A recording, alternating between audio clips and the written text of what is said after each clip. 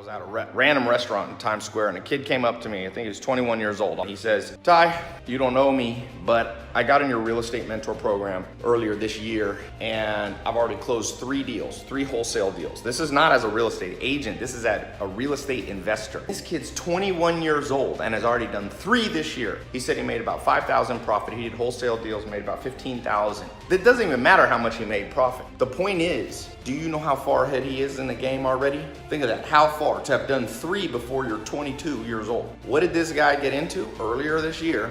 I opened up a test group, created a real estate mentorship program where I taught and where I brought in a series of my buddies basically from different strategies, because there's different strategies with real estate. There's, I do more land acquisition, which is more complicated, but I've got stuff for beginners, people who wholesale, people who flip properties. So I have them all teach, and I opened up this program, this test group, and this kid is one of the people that got in them. And I'm gonna open it back up.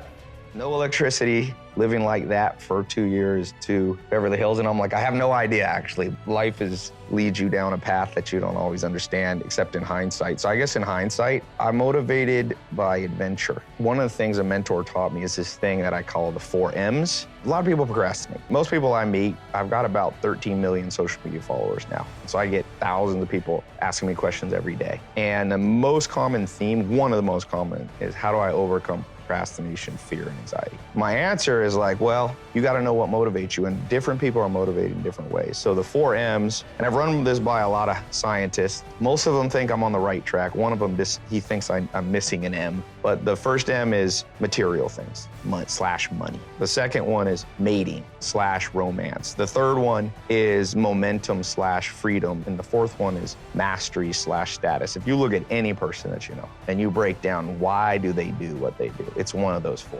I'm from Hollywood specifically. So Hollywood, the land of dreams. Or for most people, it's the land of broken dreams. Every year, 100,000 people move in and out of Hollywood. Some come to be movie stars, actors, singers, writers, comedians. Most go home empty-handed. So I live up in the hills and I'm surrounded by all these celebrities. I have one on my left, one on my right, and I often think, why did these celebrities make it? What did they do differently that allowed them to make it? Because in Hollywood, everybody wants something, but not everybody gets what they want. So I want to talk a little bit about that today, because life is short. I think we all realize the sands of time quickly can slip by in your life. And you don't want to be old when you finally get the good life, or too old, right? It's like the Dutch saying, we're too soon old, too late smart. Steve Jobs said, I didn't want to be the richest man in the graveyard. And I realized this. I remember back, I was younger, and Alan Nation, one of my mentors, he had told me, he said, Tai, he said, what did you want to be when you were 16? That's the truest version of yourself.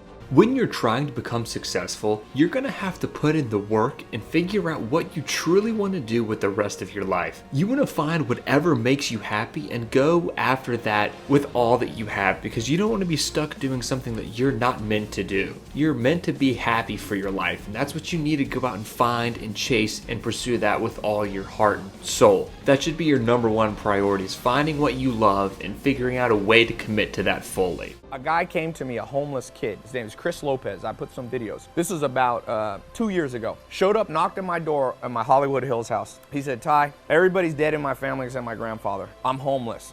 I walked from Compton, Long Beach. He walked to Hollywood.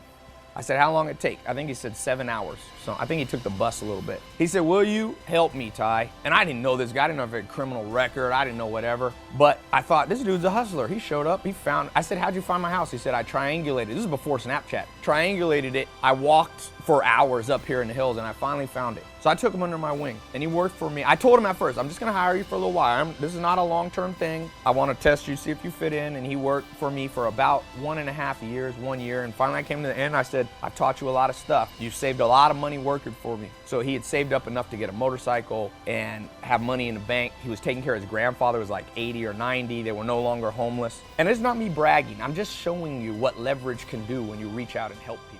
Everybody's lost, and the world's the blind leading the blind. So the ultimate adventure to me is not just like bungee jumping or something like that, or going to the Amish. It's trying to get insight and see life as a puzzle. And your goal in life is to seek the adventures that piece the puzzle together, so that at the end of your life, you like kind of get it. You kind of get it. I feel like most people don't get what life is. Like, think about it. It's like, what is life? Like, why are we driven with some basic instincts? What's the purpose, you know? Lose to organisms that can learn through other people's trial and error. Is anybody here, we got a little live audience, anybody here ever had to be hit by a car to learn to look both ways? I didn't. I kind of learned from just somebody telling me, big car, 2 tons, velocity, smash, dead. And I now always look both ways. If your myth is that the only way you're gonna learn is just through massive mistakes and trials and error, you haven't read Richard Dawkins' book. If you believe in evolution, or even you don't, you believe in creationism or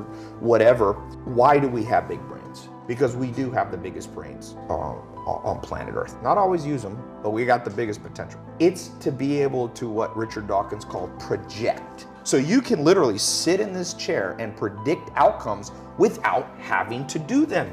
Like, so I can predict, if I don't listen to Tom's advice on how to do a physical snack bar and get it into stores, or a physical product by playing hard to get for a year like you did, then I can predict most likely it's gonna not go well for me.